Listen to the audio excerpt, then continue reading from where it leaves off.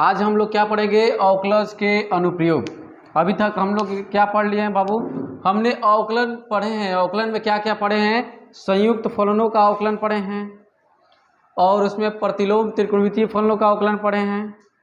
फिर चर घातांकी e⁻x a⁻x के टाइप का भी अवकलन हम लोग पढ़ चुके हैं और लघुगणकीय फलनों का भी क्या किए हैं हम लोग? अवकलन पढ़ चुके हैं। तो चूंकि हमने अभी तक क्या किया है? अवकलन पढ़ा है, अवकलन पढ़ लिए हैं। चूंकि अवकलन का कुछ प्रयोग होता है ना, अवकलन आखिर हम लोग किस लिए पढ़ते हैं?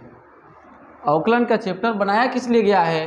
अवकलन पढ़ते किस लिए हैं? किसी भी चीज़ को हम जब पढ़ते हैं, किसी भी टॉपिक को, तो उसका कुछ ना कुछ यूज होता है। बिना यूज का किसी चीज़ की आखिर में हम लोग को जब जरूरत पड़ी होगी तभी ना अवकलज का बनाया गया होगा। तो अवकलज के आज हम क्या पढ़ेंगे? अनुप्रयोग पढ़ेंगे कि अवकलन का अनुप्रयोग कहाँ कहाँ होता है, किस किस क्षेत्र में होता है। चलिए आज इसके पहले अवकलन के प्रयोग के क्षेत्र देख लेते हैं। अवकलन का प्रयोग के क्षेत्र क्या है? इंजीनियरिंग लाइन में होता है इसका प्रयोग, सामाजिक विज्ञान में इसका प्रयोग होता है अवकलन का, अर्थशास्त्र यानी इकोनॉमिक्स में होता है और अन्य क्षेत्रों में, और इसका प्रयोग विज्ञान में भी होता है। क्या होता है? साइंस। इसका प्रयोग साइंस में भी होता है, विज्ञान के क्षेत्र में भी इसका प्रयोग विज्ञान के क्षेत्र में भी होता है। आप लोग फिजिक्स में पढ़ते होंगे और फिजिक्स में बहुत सारे ऐसे चैप्टर्स हैं जिसमें क्या होता है? अवकलन का प्रयोग करके क्या किया गया है? कुछ फार्मूलों को डिराइव कराया जाता है। ठीक, अब देखिए, अब ये तो इसका यूज हो गया, किस किस क्षेत्र में इसका यूज होता है। ठीक है, इस अध्याय में जो हम अवकलज के अनुप्रयोग पढ़ने वाले हैं, इस अध्याय में हम क्या पढ़ेंगे? आखिर में इस चैप्टर के अंतर्गत कौन कौन सा शीर्षक आएगा, कौन कौन सा टॉपिक है, इससे हम क्या क्या निकाल सकते हैं? देखिए, इस अध्याय में हम निम्नलिखित को ज्ञात करेंगे इस अवकलन के प्रयोग से। देखिए, निम्नलिखित तथ्य क्या है कि राशियों के परिवर्तन की दर ज्ञात करने में, राशियों के परिवर्तन की दर, यदि कोई राशि दी गई होगी, कोई फलन दिया हो गया होगा, किसी एक राशि, दो राशियां होंगी, किसी एक राशि के दूसरे राशि के सापेक्ष परिवर्तन की दर ज्ञात करने में करेंगे, जो कि हम इसके बाद तुरंत हम क्या करेंगे? इसके टॉपिक को, इस टॉपिक को, सारे टॉपिक को हम क्या करेंगे? बारी बारी से पढ़ेंगे। ठीक है, दूसरा टॉपिक क्या है? किसी बिंदु पर स्पर्श रेखा तथा अभिलंब का समीकरण ज्ञात करने में इस अवकलन का क्या करेंगे? हम लोग प्रयोग करेंगे। तीसरा टॉपिक, किसी फलन के आलेख पर, कोई फलन है उसका आलेख हम लोग खींचते हैं ना, ग्राफ बनाते हैं ना, आलेख यानी ग्राफ के आलेख पर बने परिवर्तन बिंदु ज्ञात करने में। परिवर्तन बिंदु का मतलब क्या? कोई आलेख बनाएंगे तो उसमें आलेख पर एक ही बिंदु नहीं रहता है। जब भी हम आलेख बनाते हैं, प्रत्येक बिंदु पे क्या क्या होता है? उसका अलग अलग मान आता है, अलग अलग निर्देशांक आता है। उन्हीं को एक फलन के आलेख पर बने परिवर्तन बिंदु, जो बिंदु परिवर्तित हो रहा है, उस बिंदु को ज्ञात करने में जो हमें उन बिंदुओं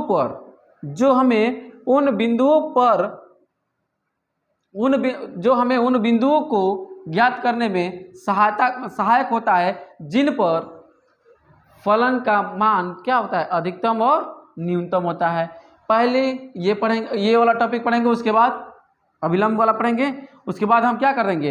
अधिकतम और न्यूनतम मान निकालने का हम लोग टॉपिक पढ़ेंगे। फिर चौथा क्या है? उन अंतरालों को ज्ञात करने में अवकलज का प्रयोग करते हैं जिनमें फलन क्या होता है? वर्धमान और ह्रासमान होता है। किसमें फलन क्या हो रहा है? बढ़ रहा है तो वर्धमान हो गया। किसमें फलन क्या हो रहा है? घट रहा है।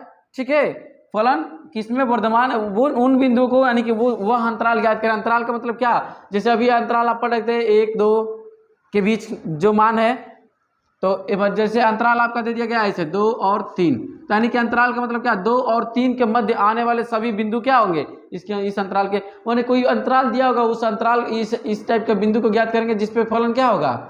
ह्रासमान या वर्धमान होता है। फिर अब क्या करेंगे? कुछ राशियों के सन्निकट मान ज्ञात करने में, कुछ राशियों के सन्निकट मान ज्ञात करने के लिए प्रयोग करते हैं। जैसे कि मान लीजिए आप लोग को दे दिया जाएगा आपका 25.5 का स्क्वायर ही ज्ञात करना हो, या इसका मान ज्ञात करना हो 3/2, तो आप कैसे ज्ञात करेंगे? तो इस तरीके के राशियों का मान हम तो वर्गमूल, इसका पहले क्यूब करेंगे, फिर उसका घनमूल वर्गमूल निकालेंगे। तो इस तरीके के राशियों को हम क्या करते हैं, सन्निकट मान इसका लगभग में, सन्निकट का मतलब क्या, नियर अबाउट, उसी के पास आएगा, लेकिन एक्यूरेट वैल्यू नहीं आती है, पास में आता है। सन्निकट मान क्या, पास में आएगा, एक्यूरेट नहीं आता है, लेकिन क्या, पास की वैल्यू आ जाती है। उसी को ज्ञात करने में हम इसका क्या करते हैं, अवकलन का। अगर ये तरीका अपनाया जाए तो बहुत ही कठिन होता है, और जिसको हम अवकलन की सहायता से क्या करते हैं, आसानी से सॉल्व कर सकते हैं। ठीक है, इन सबको ज्ञात करने का और भी कोई तरीका है, लेकिन उन तरीकों को हमको नहीं पढ़ना है इसमें केवल अवकलज का अनुप्रयोग को पढ़ना है। तो हम केवल अवकलन की सहायता से ही सारे को ज्ञात करेंगे। बहुत इसके दूसरी भी विधियाँ होती हैं, लेकिन वे विधियाँ कठिन हुई, जिसके फलस्वरूप क्या किया गया, हमें इनका उपयोग किया गया। अवकलन का प्रयोग करने के लिए अवकलन की खोज की गई, माने अवकलन का क्या किया गया, बनाया गया, क्योंकि वो सारी विधियाँ क्या थी, कठिन थी। तो हम अवकलन की सहायता से इन सारी चीज़ों को आसानी से निकाल सकते हैं।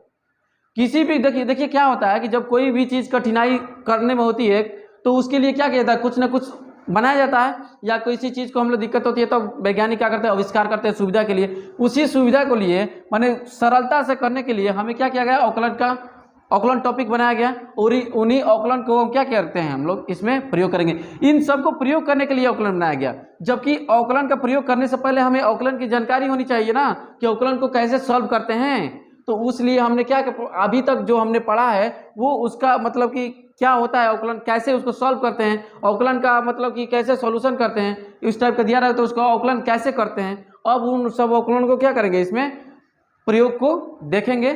चलिए आगे हम लोग देखते हैं, कुछ राशियों के परिवर्तन की दर क्या होती है, इसको ज्ञात करने के लिए कुछ फॉर्मूले देखते हैं। ओके, इसको नोट कर लीजिए। अब क्या करेंगे, राशियों के परिवर्तन की दर, जो पहले हमने बताया था ना, क्या अवकलज के अनुप्रयोग का प्रयोग कहाँ कहाँ करते हैं, किस इस अध्याय में जो पढ़ने वाले हैं उसका पहला टॉपिक हम लोग देख रहे हैं, क्या, राशियों के परिवर्तन की दर। राशियों के परिवर्तन की दर देखेंगे तो राशियों के परिवर्तन की दर होती क्या है, यानी rate of change of quantities. ये यानी कि ये होता क्या है, तो देखिए, किसी राशि के परिवर्तन से तात्पर्य, किसी राशि के परिवर्तन से तात्पर्य उस राशि के अवकलज से हैं, उस राशि के अवकलज से है जो कि स्वतंत्र राशि के सापेक्ष है, जो कि स्वतंत्र राशि के सापेक्ष। स्वतंत्र राशि क्या, जो परिवर्तनशील है। स्वतंत्र माने वही ना होता है जो कहीं भी किधर भी कैसे भी उसका मान क्या हो जाता है, परिवर्तित है। स्वतंत्र मतलब क्या, जो परिवर्तनशील है तथा उस पर ही निर्भर करती है। जैसे कि y बराबर x है या y बराबर fx है, जो यहाँ पे हमने क्या कर लिया, एक मान लिया कि माना एक राशि y किसी अन्य राशि x के सापेक्ष, किसी अन्य राशि x के सापेक्ष किसी नियम, कोई भी नियम, बढ़ रही है या माइनस हो रही है, घट रही है, बढ़ रही है, गुणा हो रहा है या भाग हो रही है, तो किसी नियम y बराबर fx को संतुष्ट करते हुए, माने किसी नियम y बराबर fx को संतुष्ट करते हुए परिवर्तित होती है। क्या होती है, परिवर्तित होती है। तब dy ओवर dx, अभी आपको बताया गया ना उस राशि का अवकलज से है, अवकलज यानी क्या, dy ओवर dx। तो y का dy ओवर x के सापेक्ष अवकलन करेंगे तो क्या हो जाएगा, dy ओवर dx, या f डैश x के सापेक्ष x में परिवर्तन की दर को प्रदर्शित करती है। यानी कि y बराबर fx जो है, ये y जो है परतंत्र है, y क्या है, परतंत्र है, यानी कि y fx पे निर्भर कर रही है। यानी कि fx का जो फलन होगा उसमें x का मान अगर परिवर्तित होता है तो ये भी क्या हो जाएगी, परिवर्तित। अगर घट रहा है तो ये भी घटेगी, बढ़ रहा है तो ये भी बढ़ेगी, अर्थात तो कुल मिलाकर क्या उसी पे एकदम निर्भर है। यानी x के मान को अगर परिवर्तित किया जाएगा तो y का मान परिवर्तित हो जाएगा, अर्थात x का मान परिवर्तनशील है। तो जो राशि परिवर्तनशील होती है उसी परिवर्तन राशि के सापेक्ष ही हम क्या करते हैं, परतंत्र राशि का हम लोग अवकलन करते हैं। तो यानी ये परिवर्तन है ना, तो यानी इसके मान में जो परिवर्तन हो रहा है उसकी उसी के वजह से y में परिवर्तन हो रहा है। यानी कि x के सापेक्ष अगर इसका अवकलज हम ज्ञात कर देंगे तो y में परिवर्तन निकल जाएगा। यानी कि x के सापेक्ष y में परिवर्तन की दर को, यानी कि x के सापेक्ष, किसके सापेक्ष, x का मान रख रहे हैं तो परिवर्तित हो रही है ना, यानी कि x के सापेक्ष y में परिवर्तन की दर को प्रदर्शित करता है। कौन प्रदर्शित करता है बाबू, f डैश या dy ओवर dx। ओके, अब चलते हैं हम लोग क्या करेंगे, क्वेश्चन जो दिया रहेगा, जो फलन हमारा दिया रहेगा उसको निकालने की विधि पढ़ते हैं कि उसको कैसे सॉल्व करेंगे, उसका हम लोग विधि देख लेते हैं। चलिए इसको, उससे पहले इसको क्या कर लीजिए, आप लोग नोट कर लीजिए। ओके,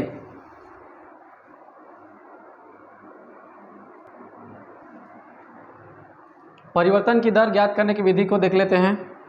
क्या है, स्टेप बाय स्टेप जब हम सॉल्व करेंगे इसको तो हमारा क्वेश्चन क्या हो जाएगा, एकदम सॉल्व हो जाएगा। इस स्टेप को पूरा अच्छे से क्या कर लेना है, पढ़ लेना है और इसको दिमाग में बैठा लेना है। देखिए इसको क्या करेंगे कि स्टेप फर्स्ट में हम क्या करते हैं, सर्वप्रथम उस राशि, जो समीकरण दिया गया होता है ना, जो फलन दिया गया होता है, सर्वप्रथम उस राशि या अर्थात स्वतंत्र राशि को चिन्हित कीजिए जिनके लिए हमें परिवर्तन की दर ज्ञात करनी है। उस फलन में हम क्या करते हैं, उस राशि को चिन्हित करते हैं जिनकी परिवर्तन की दर ज्ञात करते हैं, यानी परतंत्र राशि को ज्ञात करनी है। सामान्यतः यह राशि क्या होती है, सामान्यतः यह राशि जो हमारा ज्यामितीय आकृति पढ़े होंगे आप लोग, ये बेलन पढ़े होंगे, बेलन पढ़े हैं, शंकु पढ़े हैं, लंबवृत्तीय शंकु, गोला पढ़े हैं आप लोग, वृत्त पढ़े हैं, और ये जो क्यूबाइड पढ़े हैं, क्यूबाइड यानी घनाभ पढ़े हैं, घन पढ़े हैं सब ना। अर्थात इन सारे चीज़ों को, ये सब हमारे ज्यामितीय आकृतियाँ हैं। अर्थात इन सभी ज्यामितीय आकृतियों के आकृति के या तो क्षेत्रफल के रूप में दे सकता है, वो क्षेत्रफल के रूप में हो सकती है या आयतन के रूप में हो सकती है। क्षेत्रफल आयतन, ये ना किसी भी आकृति का एक क्षेत्रफल होता है, एक आयतन होता है, ठीक है। इन रूप के, इन सभी के रूप में परतंत्र राशि क्या हो सकती है, जो हमारी परतंत्र राशि है जिसको हमको चिन्हित करना है, इन दी गई राशियों के रूप में हो सकती है, ठीक है। या इसके अलावा कोई और भी राशियाँ होती हैं जिनको हम क्वेश्चन में देखेंगे तो बताएंगे, ठीक है। अब देखिए स्टेप 2 में क्या है, स्टेप 2 में क्या करेंगे, पहले स्टेप 1 को हल करते हैं। स्टेप 1 को पहचानने के बाद क्या करेंगे, उसके बाद हमें जो परतंत्र राशि पहचान में आ जाती है तो उसके बाद हम उसको किसी न स्वतंत्र राशि के सापेक्ष परिवर्तन का दर ज्ञात करते हैं। तो अब हमारी अब एक पहचान में आ गई, तो रह गई दूसरी बात कि हमें स्वतंत्र राशि को भी पहचान में करना है कि किसके सापेक्ष। इसके पश्चात हम उस राशि को चिन्हित करते हैं जिस पर परतंत्र राशि निर्भर है। अब वो राशि किस पर निर्भर है वो देखने वाली बात है कि उसको देखने के लिए देखिए, ये आपको यहाँ पे हिंट में मैं दे रहा हूँ ताकि ये ज़्यादातर अगर कहीं त्रिज्या हो, व्यास दिया हो और भुजा दी गई हो तो इसमें ज़्यादातर आपका क्वेश्चन में इसी तरीके से पूछेगा। अगर दूसरी राशि देगी तो हम वहाँ पे हम देखेंगे क्वेश्चन में, ठीक है। स्वतंत्र राशि जो किसके रूप में हो सकती है, त्रिज्या के रूप में हो सकती है। कोई भी ज्यामितीय आकृति है तो उसकी त्रिज्या हो सकती है, व्यास हो सकता है और उसकी भुजा हो सकती है, इनके रूप में हो सकती है। आदि का मतलब क्या, और भी कुछ हो सकता है। ओके, चलिए अब देखते हैं तीसरा स्टेप। ये दोनों स्टेप पूरा होने के बाद हम क्या करेंगे, तीसरे स्टेप पे ध्यान देंगे। जब हमारी परतंत्र राशि मालूम हो गई और स्वतंत्र राशि मालूम हो गई तो अब क्या करेंगे, परिवर्तन की दर ज्ञात करनी है। क्योंकि परिवर्तन की दर हम किसके सापेक्ष किसको ज्ञात करते हैं, परतंत्र राशि का स्वतंत्र राशि के सापेक्ष क्या करते हैं, हम अवकलज ज्ञात करेंगे तो वही परिवर्तन की दर होती है। तो स्टेप 1 में प्राप्त राशि का स्वतंत्र राशि, स्टेप 1 में कौन सी राशि प्राप्त हुई है, परतंत्र राशि प्राप्त हुई है। स्टेप 1 में परतंत्र राशि प्राप्त हुई ना, स्टेप 1 में परतंत्र राशि का स्वतंत्र राशि के सापेक्ष अवकलन करते हैं और यही अवकलन क्या कहलाता है, हमारा अभीष्ट परिवर्तन की दर। तो चूंकि अभीष्ट परिवर्तन की दर तो ये हमारा x जो भी होगा भुजा के रूप में होगा। अगर आपको उसमें उस स्वतंत्र राशि का कोई विशेष मान दे दे कि x हमारा कि ये त्रिज्या हो, त्रिज्या बराबर इतने बराबर विशेष अवस्था दे दे, तो उस स्थिति में हम क्या करते हैं, जो हमारा जो अभीष्ट परिवर्तन की दर आता है उसमें उस विशेष मान को क्या करते हैं, पुट करते हैं, यानी रखते हैं। जब उसमें रखते हैं तो रखने के बाद उसको हम परिकलित करते हैं, उसको सॉल्व करते हैं आगे की तरफ। उसके बाद जो मान हमें निकल कर आता है वही मान क्या कहलाता है, हमारा अभीष्ट परिवर्तन की दर कहलाता है, ठीक है। अब इतना हो गया ना, ये स्टेप हो गए। अब इस स्टेप पे हम लोग क्या कर देंगे, सवाल कर लेंगे। क्योंकि इन क्वेश्चन करने से पहले मैं आप लोग को कुछ टॉपिक लिखवाना चाहता हूँ, तथ्य कि आपको किसी भी प्रकार की कोई दिक्कत ना हो। क्योंकि आप लोग तो 10वीं क्लास में 9वीं क्लास में पढ़े होंगे ज्यामितीय की, इसमें हम क्या करेंगे, या 11वीं क्लास में भी कुछ ज्यामितीय आकृतियाँ हैं तो उन सब की हम क्या करेंगे, फार्मूले लिखेंगे। क्या लिखेंगे बाबू, फार्मूला लिखेंगे। क्योंकि फार्मूला रहेगा, जैसे कि मान लीजिए कि बेलन का आयतन दे दिया और आयतन का करना है, क्षेत्रफल का करना है, गोले का क्षेत्रफल का करना है, संपूर्ण पृष्ठीय, उन सब का अगर आपको फार्मूला नहीं मालूम है तो उन सारे फार्मूलों को मैं यहाँ पे क्या कर रहा हूँ, लिख दे रहा हूँ। और वो सब फार्मूला क्या कर लीजिए, आप लोग नोट करके उसको लर्न कर लीजिएगा, ताकि आपको किसी भी प्रकार का क्वेश्चन में दिक्कत ना आए। उससे पहले ये आप लोग नोट कर लीजिए, फिर आप नोट कर लीजिए, उसके बाद मैं वो फार्मूला लिखवाता हूँ। ओके,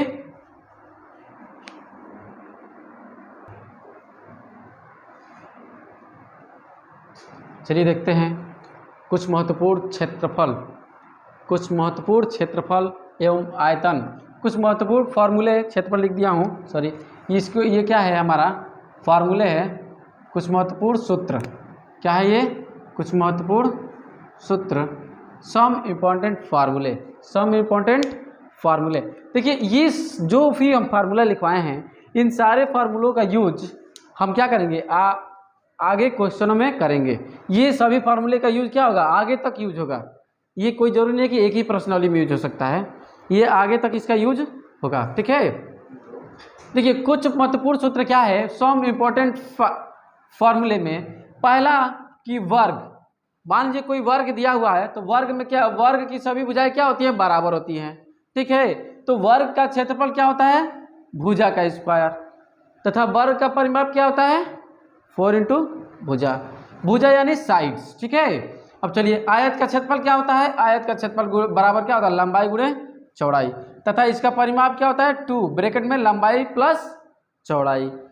अब समलंब चतुर्भुज को देख लीजिए, समलंब चतुर्भुज यदि भूल गए होंगे आप लोग को, दिमाग में नहीं आ रहा होगा, तो देखिए समलंब चतुर्भुज को ये बोलते हैं। देखिए ऐसे अगर कोई आकृति होती है इसको समलंब चतुर्भुज बोलते हैं। ठीक है, ये क्या है, आमने सामने की भुजाएं क्या होती है, समांतर होती है, ये समांतर नहीं होती।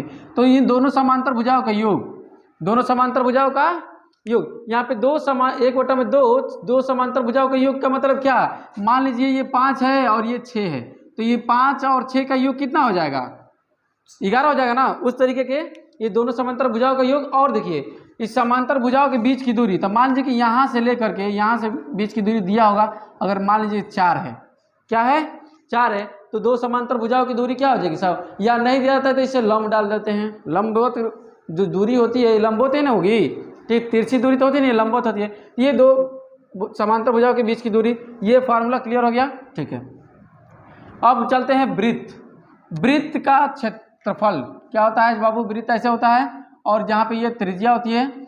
और परिधि किसे बोलते हैं, परिधि मतलब क्या, ये जो साइड में रिंग जैसा बना है ना, इसी को परिधि बोलते हैं। क्योंकि क्षेत्रफल किसको बोलेंगे, इसको बोलेंगे। क्षेत्रफल मतलब क्या, ये एरिया, क्षेत्रफल यानी ये एरिया। तो इसका क्षेत्रफल निकालने के लिए हम क्या करते हैं, पाई आर स्क्वायर।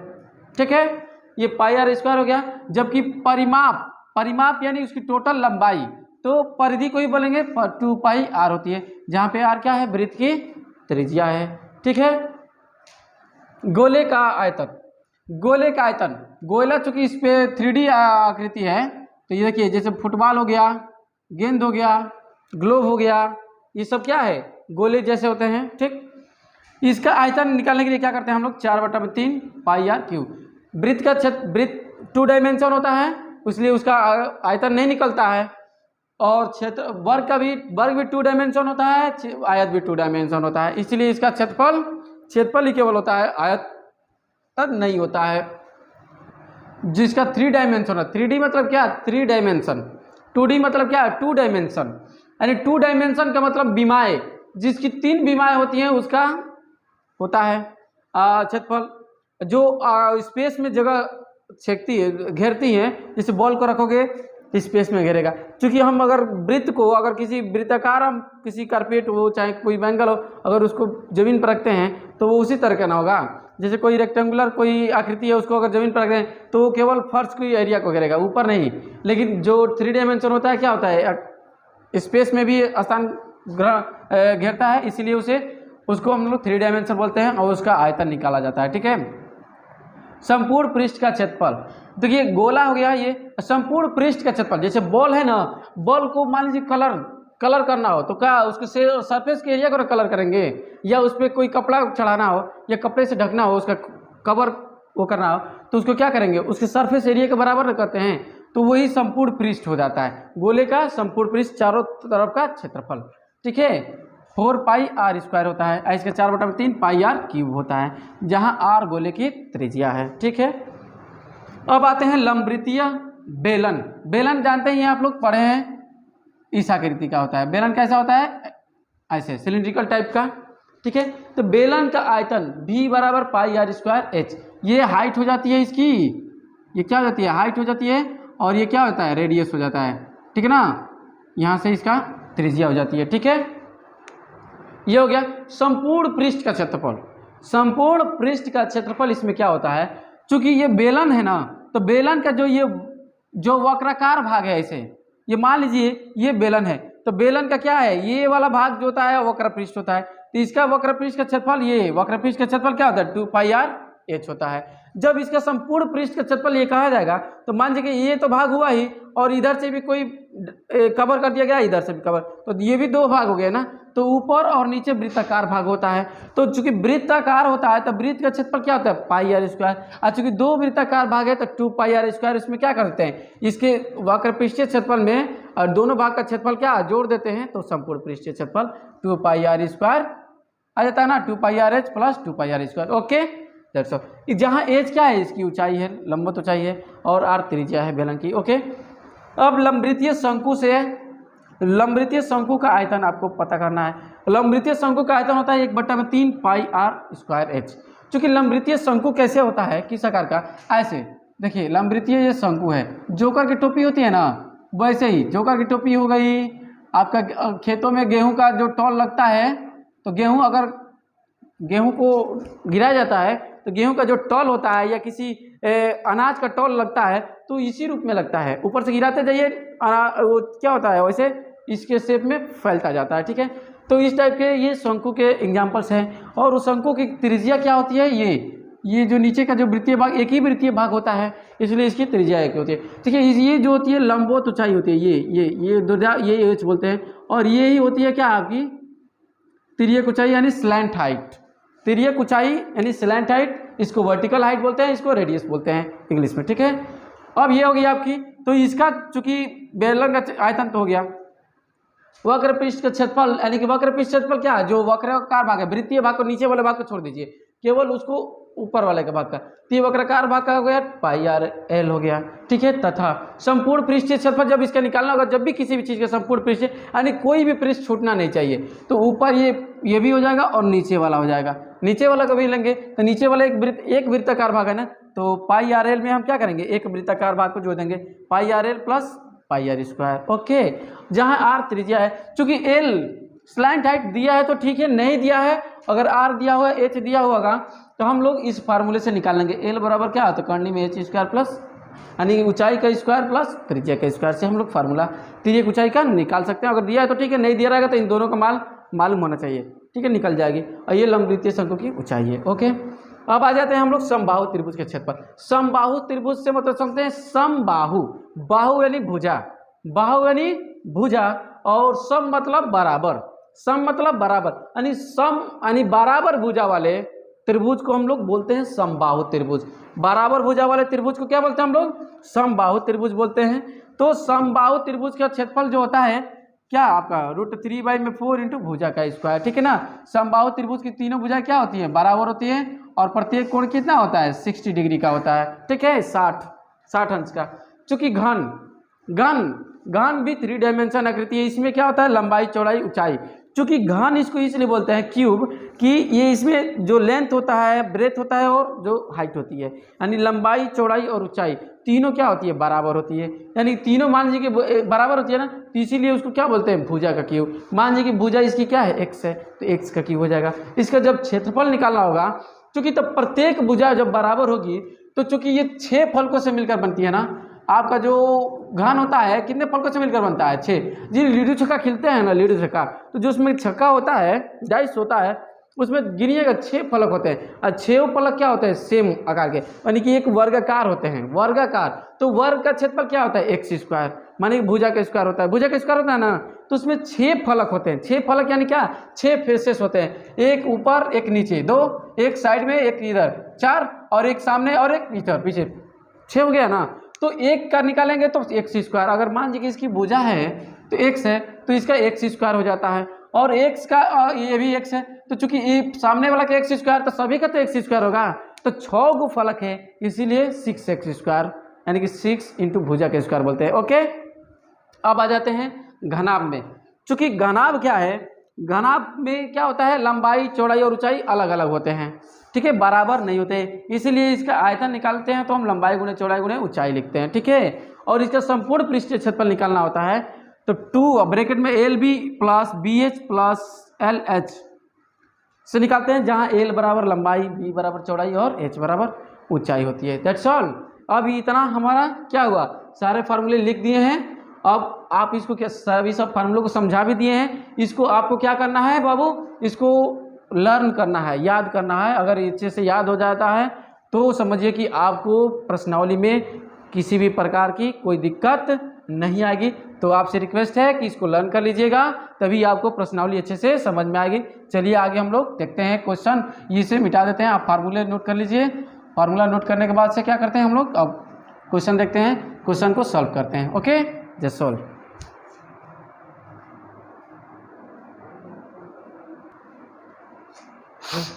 देखिए 1 नंबर क्वेश्चन क्या दिया हुआ है, 1 नंबर क्वेश्चन जितना भी हम लोग पढ़े हैं फार्मूले या थ्योरी सबका देखिए प्रयोग कैसे करते हैं हम लोग। त्रिज्या के सापेक्ष वृत्त के क्षेत्रफल के परिवर्तन की दर ज्ञात कीजिए। किसके सापेक्ष क्या है, त्रिज्या के सापेक्ष, यहाँ पे तो आपको दे दिया है त्रिज्या के सापेक्ष वृत्त के क्षेत्रफल की दर ज्ञात कीजिए, परिवर्तन की दर, जबकि त्रिज्या दिया, जबकि त्रिज्या 4 सेमी है, विशेष मान दे दिया हुआ है। तो चलिए सबसे पहले इसमें क्या करेंगे बाबू, माना वृत्त की त्रिज्या r है, हम वृत्त की त्रिज्या r है, तब वृत्त का क्षेत्रफल a बराबर क्या करेंगे बाबू, पाई r स्क्वायर। क्या हो जाएगा बाबू, पाई r स्क्वायर। अब ये चूंकि a का परिवर्तन की दर ज्ञात करना है, इसमें हमको पहचानने की कोई जरूरत नहीं, क्योंकि पहले ही क्वेश्चन में ही पहचान करा दिया है कि हमें त्रिज्या के सापेक्ष करना है। तो चूंकि a का r के सापेक्ष अवकलज, r के सापेक्ष अवकलज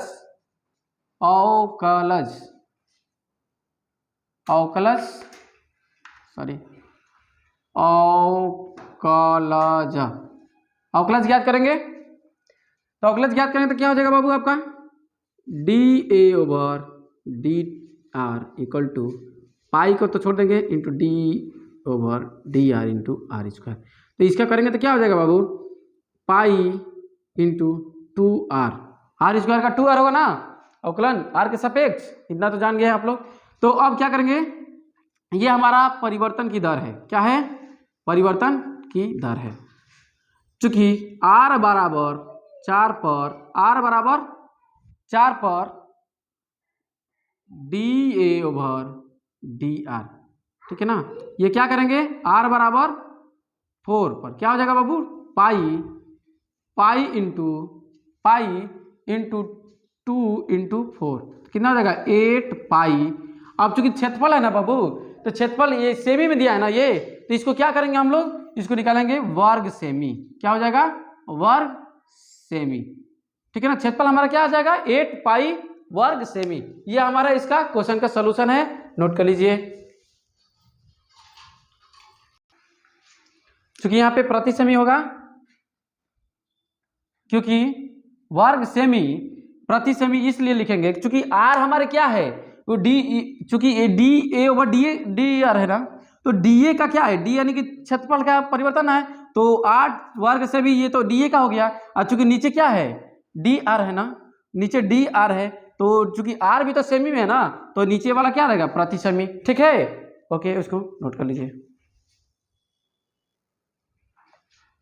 2 नंबर क्वेश्चन देखते हैं, क्या 2 नंबर दिया है बाबू। एक गुब्बारा है, एक गुब्बारा जो सदैव गोलाकार रहता है, सदैव वो गोलाकार स्थिति में रहता है, जिसकी त्रिज्या क्या है, परिवर्तनशील है, जिसकी त्रिज्या क्या हो रही है, परिवर्तनशील है।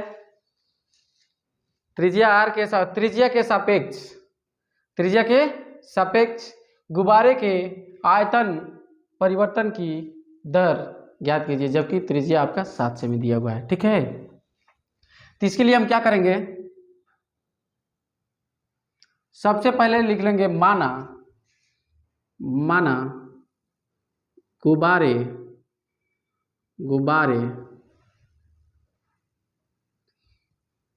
की त्रिज्या r है। चूंकि गुब्बारा हमेशा गोलाकार है ना, तो उसकी त्रिज्या होगी, गुब्बारे की त्रिज्या r है। तब गुब्बारे का गोलाकार गुब्बारे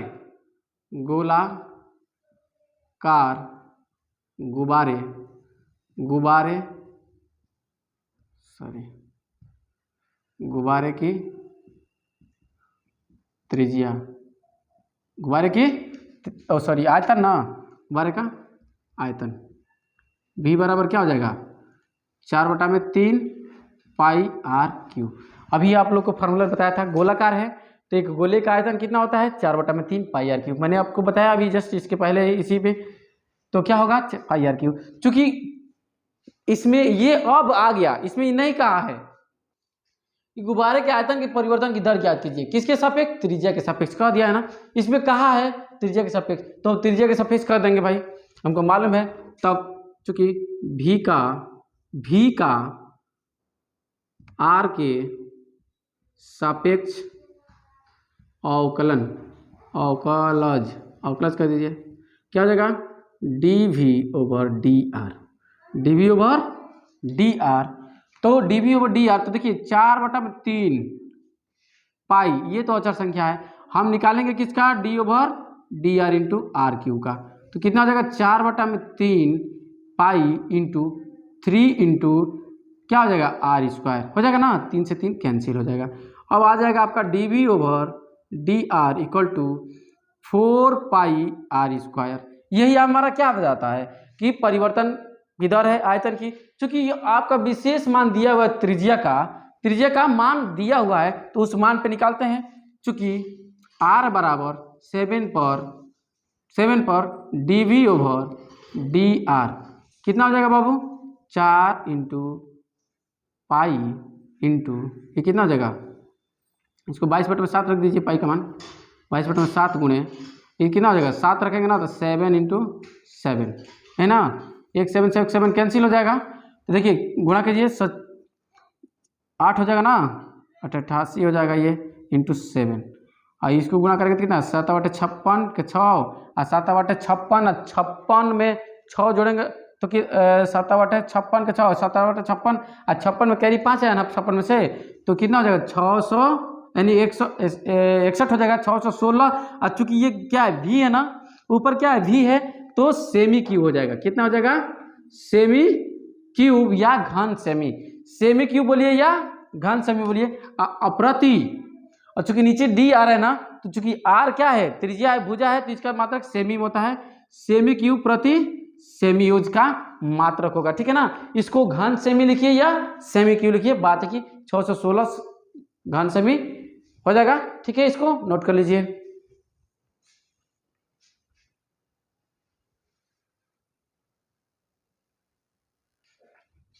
देखिए तीसरा नंबर क्वेश्चन देखते हैं हम लोग। व्यास के सापेक्ष गोले के आयतन के परिवर्तन की दर ज्ञात करनी है। व्यास के सापेक्ष गोले के आयतन, तो चूंकि इसको में कुछ दिया नहीं है, त्रिज्या भी नहीं दी है, तो हम क्या करेंगे सबसे पहले मानेंगे, हल कर रहे हैं तो माना गोले की त्रिज्या क्या होगी, गोले की त्रिज्या क्या होगी बाबू r है। जब गोले की त्रिज्या क्या है r है, तब गोले का आयतन v बराबर क्या हो जाएगा बाबू 4/3 पाई r क्यूब होता है, यही होता है ना। चूंकि हमें क्या करना है व्यास के सापेक्ष ज्ञात करना है, तो चूंकि व्यास के सापेक्ष ज्ञात है तो त्रिज्या है, चूंकि व्यास के सापेक्ष इसका अवकलन परिवर्तन ज्ञात करना है, तो लिखेंगे चूंकि 2r बराबर गोले का व्यास, 2r बराबर क्या हो जाएगा गोले का व्यास हो जाएगा। ओके, तो ये क्या हो जाएगा, तो 2r बराबर व्यास को हम लोग d से बोलते हैं, d डायमीटर, r बराबर क्या हो जाएगा d/2 हो जाएगा, यही ना। जहाँ पे r है वहाँ पे d/2 रख देते हैं। अब अब क्या हो जाएगा आपका v बराबर हो जाएगा 4/3 पाई इंटू डी बाई में 2 का क्यूब। तो क्या हो जाएगा बाबू आपका 4/3 पाई इंटू डी क्यूब अपान में 8 ये कैंसिल हो गया 2 बार में ना, तो कितना हो जाएगा यानी कि पाई बाई में 6 इंटू डी क्यूब भी बराबर, चूँकि भी का किसके सापेक्ष निकल रहा है व्यास के सापेक्ष, चूँकि भी का डी के सापेक्ष अवकल गुणांक निकालिए। अवकल गुणांक निकालेंगे तो क्या हो जाएगा बाबू D we over D D, इसको डी डी लिखिएगा, डी डी लिखेंगे तो इसको कैपिटल डी ले रहे हैं बाबू, क्योंकि डी डी जब जब लिखना पड़ेगा तो दिक्कत होगा। कैपिटल डी मान ले रहा हूँ, इसको कैपिटल डी ले लीजिए, हमें तो डी से मतलब है ना, कैपिटल डी ले लेता हूँ कि क्या हो जाएगा डी कैपिटल डी व्यास के सापेक्ष क्या हो जाएगा बाबू, तो पाई ओवर ये 6 है ना, 2 से गुना होगा तो 6 हो जाएगा, 6 इंटू ये क्या D over D D D का क्यू कर देते हैं, तो क्या हो जाएगा आपका बाबू ये D we over D D equal to pi अपान में 6 इंटू 3 डी स्क्वायर, यही ना होगा 3 से कैंसिल, ये कितना हो जाएगा पाई बाई में 2 डी स्क्वायर, यही आपका क्या होगा आयतन का परिवर्तन की दर होगा। ठीक है, यही आपका, चूंकि यहाँ पे मात्रक नहीं लिख रहे हैं क्योंकि अब यहाँ पे मात्रक तो मालूम नहीं है किस चीज में है, इकाई लिख देंगे, इकाई घन इकाई प्रति इकाई। ठीक है, चूंकि नोट कर लीजिए इसे, देखिए 4 नंबर क्वेश्चन क्या कह रहा है बाबू, ये दिया है पृष्ठीय क्षेत्रफल के सापेक्ष गोले का आयतन के परिवर्तन की दर, किसके सापेक्ष पृष्ठीय क्षेत्रफल के सापेक्ष। तो चलिए देखते हैं, पहले इसमें कुछ दिया नहीं है तो लिखेंगे हाल में, पहले गोले का आयतन ज्ञात करने से पहले कि चाहे गोले का आयतन निकालना होगा तब और पृष्ठीय क्षेत्रफल निकालना होगा तब त्रिज्या जरूरी है। तो मानेंगे माना गोले की त्रिज्या क्या है आर है, त्रिज्या आर है। ठीक है ना, गोले की त्रिज्या आर है, गोले की त्रिज्या आर है, तब गोले का आयतन बराबर क्या हो जाएगा बाबू, भी बराबर आपका हो जाएगा 4/3 pi R cube, 4/3 pi R cube. ये हो सकता है चूंकि जबकि हमारा क्षेत्रफल क्या होता है गोले का संपूर्ण पृष्ठ का क्षेत्रफल बराबर होता है, क्षेत्रफल एस बराबर होता है 4 पाई आर स्क्वायर। सब लिखवाया है, सब कुछ लिखवाया है, सब कुछ समझाए हैं आपको, बस इसको याद रखने की जरूरत है। क्या क्या देखिए सारे फार्मूले का यूज हो रहा है कि नहीं, देखिए ये एस बराबर है, चूंकि हमको भी और एस में, चूंकि भी का एस के सापेक्ष क्या करना है, चूंकि आयतन का क्षेत्रफल के सापेक्ष निकालना है ना, तो चूंकि आयतन को क्षेत्रफल के रूप में क्या करना पड़ेगा, दिखाना पड़ेगा, चूंकि क्षेत्रफल पृष्ठीय क्षेत्रफल के सापेक्ष आयतन का निकालनी है, यानी कि भी का एस के सापेक्ष, यानी कि भी को एस में बदलना पड़ेगा तभी ना निकलेगा। चूंकि भी बराबर आपका लिख सकते हैं 4 पाई आर स्क्वायर इंटू आर बटा में क्या लिख सकते हैं 3, लिख सकते हैं कि नहीं लिख सकते हैं, पहले ही बताइए, क्योंकि बटा में 3 तो सबके लिए होगा, 4 पाई हो गया इंटू आर क्यू है ना, आर क्यू को हम लोग आर स्क्वायर इंटू आर लिख सकते हैं, 3 हो ही जाएगा। अब देखिए क्या हो जाएगा, ये एस आर हो जाएगा, एस इंटू आर बटा में 3, भी इक्वल टू हो जाएगा ना, चूंकि हमें सापेक्ष किसके ज्ञात करना है, किसके सापेक्ष ज्ञात करना है, एस के सापेक्ष, चूंकि भी का एस के सापेक्ष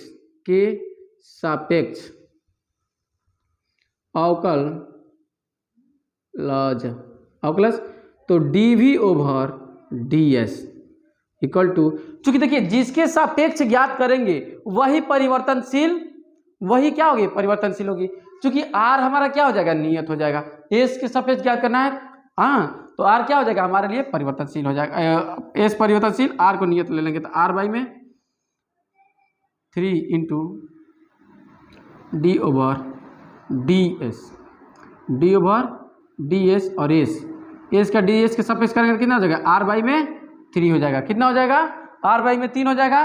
तो चूंकि आर बराबर क्या दिया हुआ है, आर बराबर दिया हुआ है 2 सेमी, क्योंकि आर बराबर 2 सेमी पर d we over d s बराबर कितना हो जाएगा बाबू 2/3 आएगा, 2/3 आएगा। और चूंकि इसका मात्रक लिखना पड़ेगा हमें, मात्रक दिया हुआ है, चूंकि डी वी ऊपर है, आयतन ऊपर है, तो इसको लिखेंगे सेमी, घन सेमी लिखिए, घन सेमी प्रति, क्योंकि नीचे क्या है ds यानी कि क्षेत्रफल है ना, प्रति वर्ग सेमी, यही परिवर्तन की दर होगी। ओके, मात्रक देखिए, मात्रक यहाँ पे कैसे लिखेंगे, क्योंकि dv ऊपर है तो आयतन है, तो आयतन का घन सेमी होता है, नीचे ds है यानी कि क्षेत्रफल है, इसका वर्ग सेमी होता है। बस इसी का मात्रक लिख देंगे, बस यूनिट हो जाएगा, हमारा क्वेश्चन सॉल्व हो गया। और इसको क्या कर लीजिए बाबू, नोट कर लीजिए। आगे क्वेश्चन देखते हैं। देखिए 5 नंबर क्वेश्चन क्या कह रहा है, आधार की त्रिज्या के सापेक्ष शंकु के आयतन के परिवर्तन की दर ज्ञात कीजिए, यही ना दिया है। तो चूंकि ले लेते हैं, हल करने के पहले लिखते हैं, चूंकि पहले मान लेंगे ना, माना शंकु के आधार की त्रिज्या r है, ठीक है ना, तब शंकु का आयतन बाबू, शंकु का आयतन बराबर क्या हो जाएगा आपका 1/3 पाई आर स्क्वायर एच। आप जानते हैं 1/3 पाई आर स्क्वायर एच होता है। भी बराबर होता है ना, इसको भी, आयतन को भी से दिखाते हैं, भी लिख दीजिए, क्योंकि भी का किसके सापेक्ष करना है, आधार की त्रिज्या आर के सापेक्ष सापेक्ष अवकलज करेंगे तो क्या हो जाएगा बाबू, dv ओवर डी आर 1/3 पाई। और चूंकि हमारा क्या है r के सापेक्ष करेंगे तो h नियत हो जाएगा, जिसके सापेक्ष करेंगे बाबू वही केवल स्वतंत्र राशि, परिवर्तनशील राशि होगी, बाकी सब उसके लिए क्या हो जाएगा अचर। देखिए h साइड ले लीजिए, d over D R into are square, तो कितना हो जाएगा 1/3 पाई आर, पाई एच हो गया, इंटू 2r हो गया। इसको लिखेंगे 2/3 पाई आर एच, 2/3 पाई आर एच, यही आपका क्या होगा, आयतन का आधार की त्रिज्या के सापेक्ष परिवर्तन की दर होगा। ओके, नोट कर लीजिए इसे बाबू।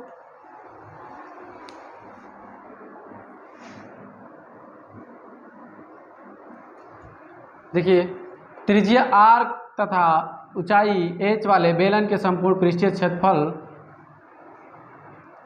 के परिवर्तन की दर ज्ञात कीजिए, के परिवर्तन की दर ज्ञात कीजिए, के परिवर्तन की, क्षेत्रफल के परिवर्तन की दर ज्ञात कीजिए, जबकि त्रिज्या परिवर्तनशील है, जबकि त्रिज्या क्या है बाबू, परिवर्तनशील है। तो चूंकि इसमें त्रिज्या परिवर्तनशील है और एच के बारे में कुछ नहीं कहा गया, यानी एच क्या है, नियत है, तो पहले मान लेते हैं चूंकि बेलन की त्रिज्या आर परिवर्तनशील है, जबकि एच क्या है, एच नियत है। और जब भी ये नियत होगा तो हम क्या ले लेंगे, इसको अचर राशि ले लेंगे, अचर के रूप में लेंगे, अचर नियत होगा तो इसको अचर के रूप में रखेंगे। तब बेलन का संपूर्ण पृष्ठ है ना बाबू, संपूर्ण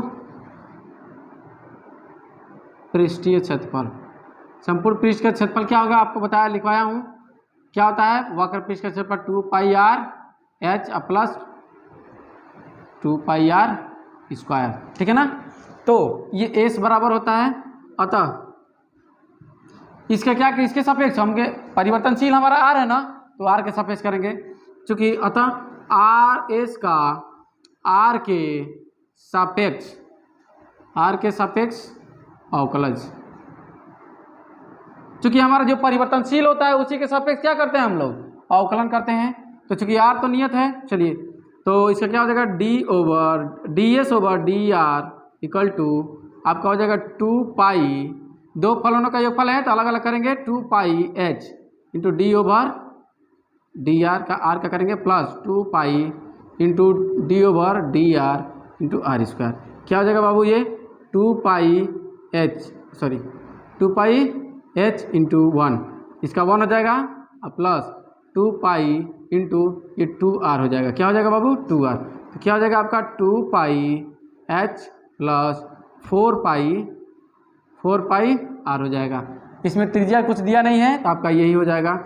इसमें से कॉमन कर लीजिए, 2 पाई कॉमन करेंगे तो हो जाएगा एच प्लस 2r। यही हमारा क्या होगा, ए क्षेत्रफल का आर के सापेक्ष परिवर्तन की दर होगा। ओके, इसको नोट कर लीजिए।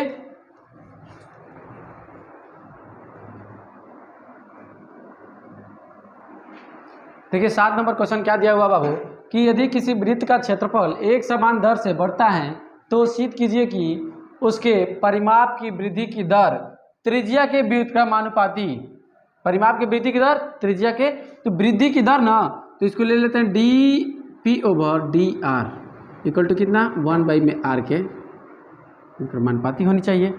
ठीक है, अर्थात इसके परिवर्तन की वृद्धि की दर यानी परिवर्तन की दर। ठीक है, वृद्धि की दर बोलिए या परिवर्तन की दर। तो चलिए इसको इतना सिद्ध करके हमें दिखाना है। तो क्या करेंगे, चूंकि माना वृत्त की त्रिज्या r है, तब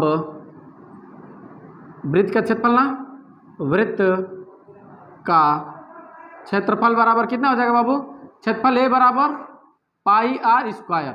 चूंकि हमारा त्रिज्या ना बढ़ रही है, त्रिज्या बढ़ रही है घट रही है, तो इसका क्या हो जाएगा, चूंकि आर के सापेक्ष अवकलज क्या हो जाएगा बाबू, D A over D R बराबर कितना हो जाएगा, इसका करेंगे तो 2 पाई आर हो जाएगा। 2 पाई आर हो गया। ठीक है, इसको एक बना लीजिए। तथा आपका परिमाप भी ना दिया है, तो चूंकि परिमाप बराबर क्या हो जाएगा आपका, और चूंकि क्षेत्रफल यहाँ पे लिखिए, चूंकि क्षेत्रफल क्या हो रहा है, क्षेत्रफल एक समान दर से बढ़ रहा है ना, एक समान दर से बढ़ रहा है ना जी, एक समान दर से बढ़ रहा है, तो इसलिए एक समान दर से बढ़ रहा है, इसलिए क्या हो जाएगा जी, D A over D R बराबर 1 हो जाएगा। एक समान दर से बढ़ रहा है तो इसका मान क्या हो जाएगा, 1 हो जाएगा। तो ये क्या हो जाएगा 2 पाई आर बराबर 1, तो 1 हो जाता है। तो 2 पाई का मान निकाल लीजिए, 2 पाई बराबर क्या 1/r। अब देखिए इसको इसी को बना लीजिए 1। ठीक है, अब क्या करेंगे, चूंकि वृत्त का परिमाप P बराबर, पैरीमीटर P बराबर 2 पाई आर होता है ना जी, परिधि 2 पाई आर, तो का P का R के सापेक्ष अवकल